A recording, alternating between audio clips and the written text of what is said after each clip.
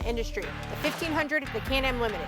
We're gonna put these toe-to-toe, head-to-head, and see which one can outdo each other.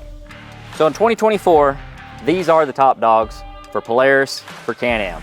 With a heated and cooled cab, if you wanna ride in that comfort, if you want a utility edition, these are the two choices right now. These are both crew cabs, both completely thumped out, as you can see, from head to toe. Both rocking our long travel suspension, both 35-inch tires, front and rear bumpers, roofs, racks, the whole 9 yards. So we're gonna put two completely decked out machines right here next to each other. We'll let you decide who wins. Okay, spoiler alert. At the end of this video, we're totally fixing to drag race these things. Why not? We gotta see which one can outdo each other. Stay tuned. Okay, so in all seriousness, drag racing aside, I know that part's fun, but these are two completely different machines when it comes to what they can tow, what they can haul, and probably how they're gonna perform off-road. Okay, so for the longest time, the industry has known the 999 cc's, our 1000s. That's been top dog for a while. Polaris has decided to change that. How'd they do that? Bumped it up, 1498. 1,498 cc's, almost 50% more. So yeah, that's kind of why I'm picking the 1500, at least for a drag race.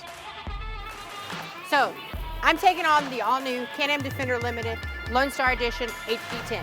This thing is completely thumped out. It's got the long travel kit, front bumper, rear bumper, the all-new universal rack, extra storage. It's got the F4.2 Rockford Fosgate Audio Series roofs, so I've got the thump in here. Also, the Nerf rails. It's gonna keep the machine protected and give me that big step up. Okay, so let's break it down, just take a look at some of the specs here. So 3,500 pounds towing capacity, 2,500 pounds towing capacity. Not insignificant, both of these machines can tow a great deal. Of course, we expect a little bit more out of the 1500, but hey, the Defender's holding its own there too. 2,500, still a lot. 82 horsepower, 110 horsepower. Clear winner on the horsepower there, but this is also a much larger machine. 1,500, this is supposed to be a completely different class of side-by-side. More towing, more hauling, more room. All of that translates to more weight. So how's the 110 horsepower gonna work with this machine? We're about to find out. But compared to the 82 on the Defender Limited, should be interesting. So yes, this is the all-new 1500, but it's not stock. We thumped it out. Thumper Fab long travel gives us more suspension travel, front and rear of course. Still taking into mind that this is a utility rig and we want to be able to do some work with it. But hey, on the weekends, we want to load the family up, go ride, have some fun. So fitted with some 35-inch tall tires, we're gonna get some more ground clearance, get over some rocks, maybe some bigger rocks, and it just looks good too. Nerf rails out on the trail are gonna really help protect the bodywork on this NorthStar.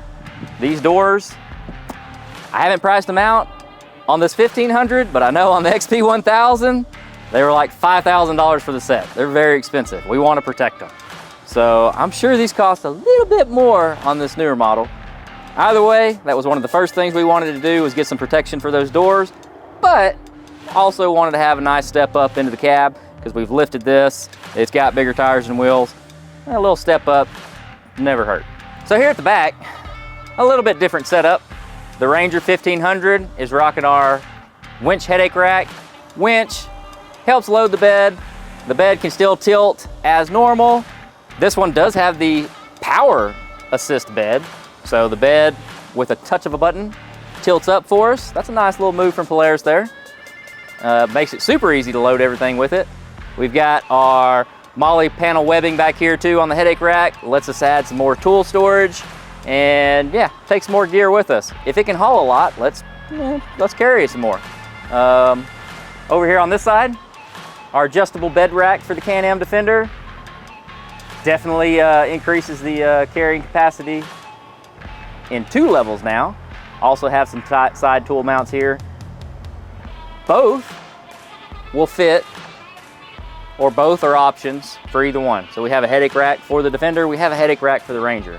this same adjustable bed rack actually will fit on this Ranger 1500. Little different attachment points to work into the all-new Lock and Ride Max system on the Ranger, but we can take this the same adjustable rack, pop it over here to our Ranger. We can have that same level of extra hauling capacity that we got over here on the Defender right now. Can-Am Defender, mine has the all-new universal bed rack. Not only does this fit on the Can-Am, but it fits on other models too. We've even seen some people put it on their trailer just for an extra storage shed. Rear elite bumper, dual row 6-inch light bars tucked behind these customizable accent panels. Still gives you the ability to dump the bed. Also, our frame stiffener down here, where the TF is, you can actually customize that to any of your sayings, your company logo, anything like that. Overall, between the two, there's probably no comparison in size. The 1500 just looks larger from the start. It feels roomier in the cab, front and rear seats. I think the vehicle is definitely in that different category that Polaris was going for. You don't call these pink slips, do you? Title for title? I don't think Ryan Martin's gonna like you losing his Defender. I'm not gonna lose. He taught me. I mean, we had a talk. We'll see. I'm feeling pretty good about my chances here. Title. He gave me the pointers. He doesn't even know how to drive a UTV yet. Ryan, you don't. I'm gonna teach you. I think the 1500 got it. More horsepower. Let's do that. We'll see. It's all about the takeoff. We're ready. You count us down? Let's go. In 3, 2, 1.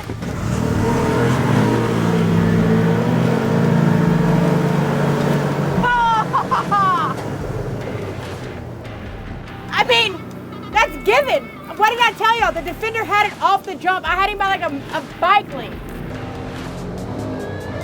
Okay, so that was really interesting. Like, I had this thing matted to the floor as soon as we got to 1. Like, I was trying to get that little bit of an edge there, and it definitely like pulled all power and held it for a while, and then finally just kicked in.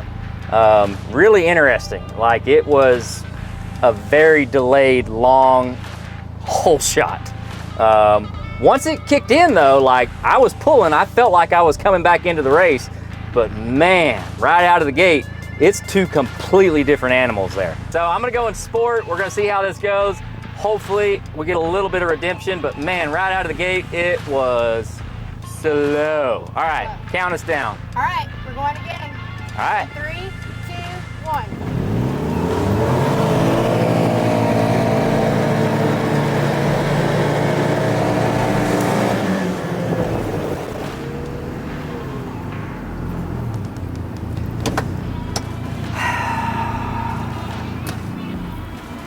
Park this one out a little bit further because, you know, first place always sticks out. Okay, so yeah, at least I found sport mode this time, so the power definitely kicked on and came on stronger, but man, right out of the gate, this does not launch like at all. I do feel like the second time the 1500 was a little bit up on my butt more. The first time I took the jump. The second time he was right on me. I will say that.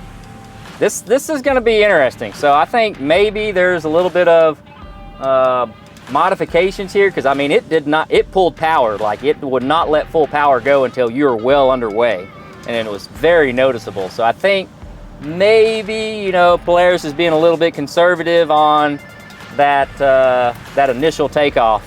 And hey, I get it. That's that initial application of torque. That's where a lot of things can break and go wrong, but man, it is a noticeable difference. Yeah, oh. I'm pretty sure you took our drone out. It was just floating in the air. See if it's in the bed of the truck. See if it's in the bed of your truck, yeah. Oh my gosh. Hang on, let's check the camera. I have the remote with me. Oh God, yeah, it was. Oh yeah. One person that could have took it There's out. gonna be some. Where's it at? I don't know. There's gonna be some serious carnage somewhere though. Okay, we found it. It went for a ride because it was probably a quarter mile down the road. So we found the drone. One of our employees actually took it out with his truck and trailer. Got a little road rash. Definitely done for. Literally, it was like a mile